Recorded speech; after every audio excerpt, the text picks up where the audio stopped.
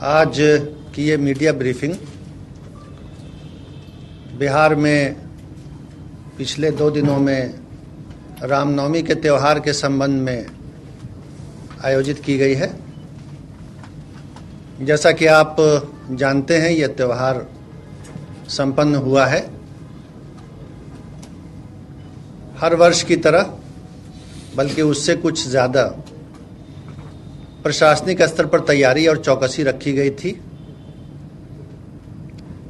रामनवमी के त्यौहार के लगभग 1 सप्ताह पहले राज्य के मुख्य सचिव, डीजीपी साहब, अपर मुख्य सचिव, गृह विभाग और पुलिस के वरीय अधिकारियों के द्वारा वीडियो कॉन्फ्रेंस के माध्यम से राज्य के सभी जिला पदाधिकारी, पुलिस अधीक्षक, वरीय पुलिस अधीक्षक, रेंज के आईजी और डीआईजी और डिविजनल कमिश्नर के साथ वीडियो कॉन्फ्रेंस करके मुख्यालय से उनके साथ निर्देश भी उनको दिए गए थे और उनके द्वारा की गई तैयारी, बंदोबस्त की समीक्षा भी की गई थी।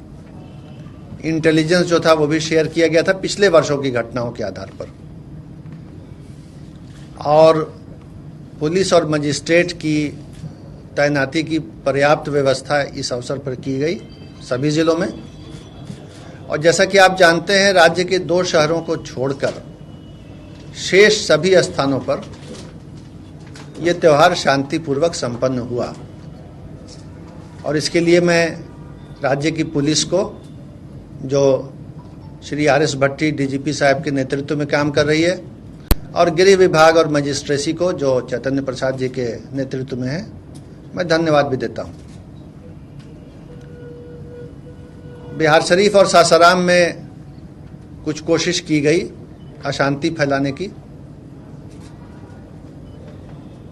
कुछ घटनाएं करने का प्रयास किया गया, कुछ घटनाएं उस प्रयास के समय हो गईं, लेकिन वरीय अधिकारियों के पर्यवेक्षण में और स्थानीय जिला प्रशासन और पुलिस प्रशासन के प्रयास से बहुत जल्दी उन पर काबू पा लिया गया और किसी भी प्रकार की गड़बड़ी या अशांति को व्यापक पैमाने पर फैलने से रोका गया।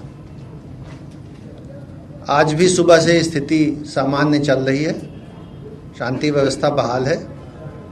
लेकिन आज माननीय मुख्यमंत्री जी ने राज्य के मुख्य सचिव और पुलिस महानिदेशक को बुला करके हालात की समीक्षा की, जायजा लिया,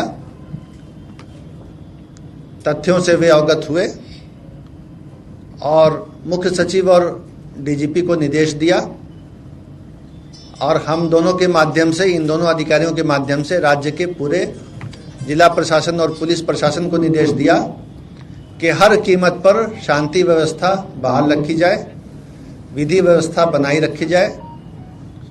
जो दोषी हैं अभी तक गड़बड़ी करने वाले, उनकी पहचान की जाए और पहचान करने के बाद उनके विरुद्ध कानूनी कार्रवाई करते हुए उनको सजा दिलाई जाए।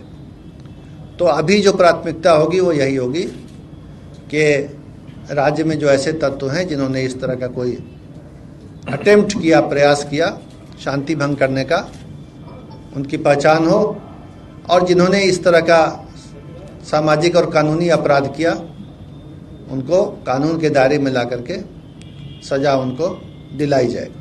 तो ये माननीय मुख्यमंत्री जी का निर्देश हुआ है और मैं उनका ये निर्देश आपके माध्यम से, मीडिया के माध्यम से सभी तक पहुंचाना चाहता हूं कि राज्य सरकार इस बात पर दृढ़ है कि शांति व्यवस्था बनी रहेगी और किसी किस्म की गड़बड़ी करने को बर्दाश्त नहीं किया जाएगा। उसके अलावा जो पुलिस की कार्रवाई हुई है, जिसके आंकड़े उपलब्ध हैं और जो पुलिस का काम है, उस पर डीजीपी साहब और एडीजी साहब यहाँ पर मौजूद हैं, तो मैं उनसे अनुरोध करूँगा कि उस पर आपको संबोधित करना चाहेंगे। वर्तमान में पूरे राज्य में विधि व्यवस्था की स्थिति पूरी तरह से नियंत्रण में है।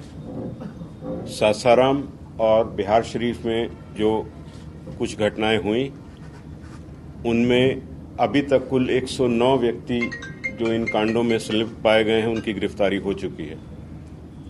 और लगातार हम उन लोगों की पहचान करके गिरफ्तारी का कार्यक्रम जारी रखेंगे।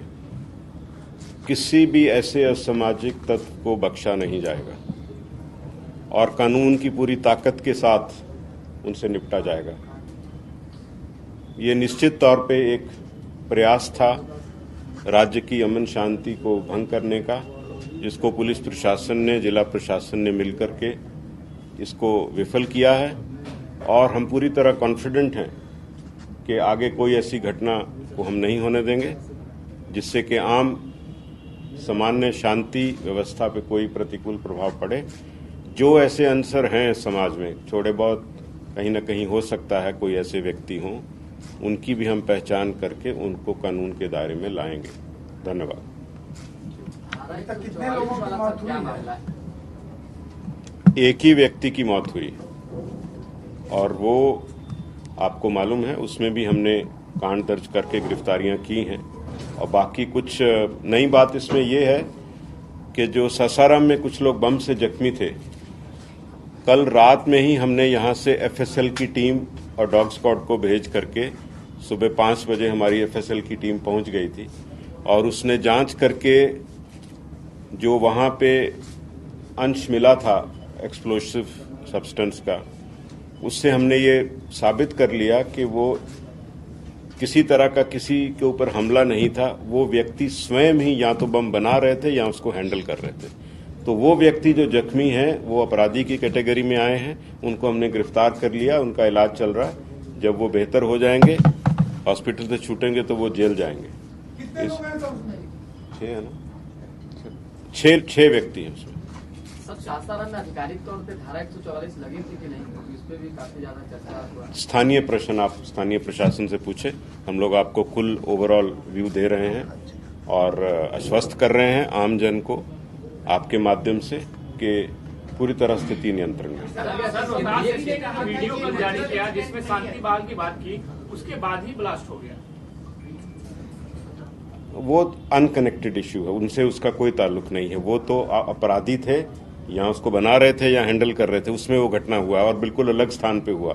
जहाँ वो झोंपड़ी में बना रहे थे उसकी भी हमने पहचान कर ली, वहां से भी कुछ अंश मिला, एफएसएल टीम ने जब्त करके मिला भी लिया उसको। जो घटनाएं हुई इसके बारे में कोई इनपुट नहीं थी पहले से कि ऐसा होने वाला है?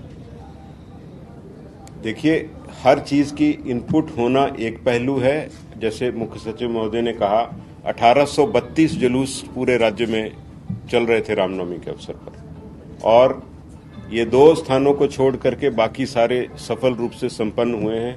तो निश्चित ही जो इनपुट थी, जो उसके आधार पे प्लानिंग थी, फोर्स डिप्लॉयमेंट थी, वो सही रूप से की गई।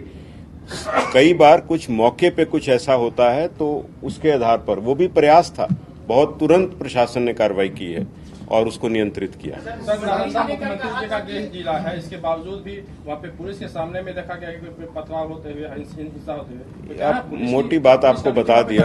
कमी है क्या सर? मुख्यमंत्री जी ने कहा था कि नेचुरल इंसिडेंट नहीं है, जो भी हुआ है, तो क्या आप लोग के पास कोई ऐसा इनपुट आया है कि इसके पीछे एक साजिश, उन्होंने इशारा किया कि साजिश किसी ने रचा है? कांडों में बिल्कुल निष्पक्ष और ठोस अनुसंधान होगा। जहां जहां भी ऐसी कोई व्यक्ति इससे पीछे अगर हैं, उनको एक्सपोज करके कानून के दायरे में लाया जाएगा।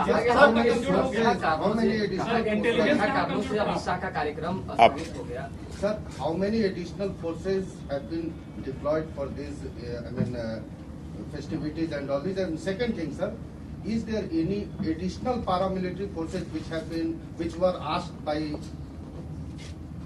सो रामनवमी के अवसर पर हर वर्ष कुछ अतिरिक्त बल, केंद्रीय बल मांग किए जाते हैं।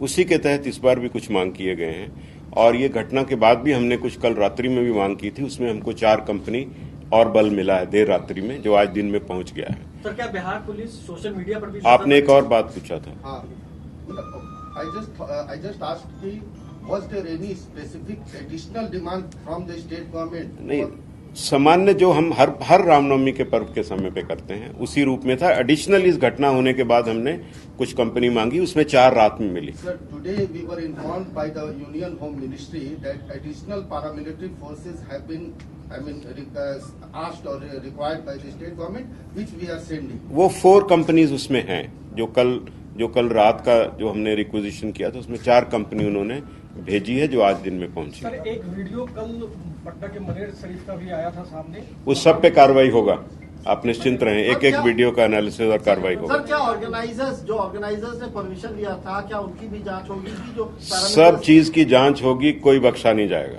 आप देखते जाइए। बिना लाइसेंस के कोई जुलूस थे क्या, जो कि was there any जुलूस which was without license? I mean, they were taking नहीं, out the सब जुलूस को विधिवत लाइसेंस और उसमें निर्धारित शर्तें होती हैं लाइसेंस की, उसके तहत हैं। लेकिन हाँ, कहीं अगर उल्लंघन है, वो सब की तो जांच होगी, सब चीज फुटेज की जांच होगी, आपको बताया जाएगा ड्यू कोर्स में। बार कहते हैं। अब मैं अपर मुख्य सचिव मुख्य सचिव महोदय से एक सवाल है, 144 लगा था या नहीं, इसको लेकर के कंट्रोवर्सी है, तो आप लोग स्थिति स्पष्ट कर दें कि क्या लगा था या नहीं। देखिए, ये बता दिया गया कि स्थानीय प्रशासन से स्थानीय मुद्दे पूछे जाएं।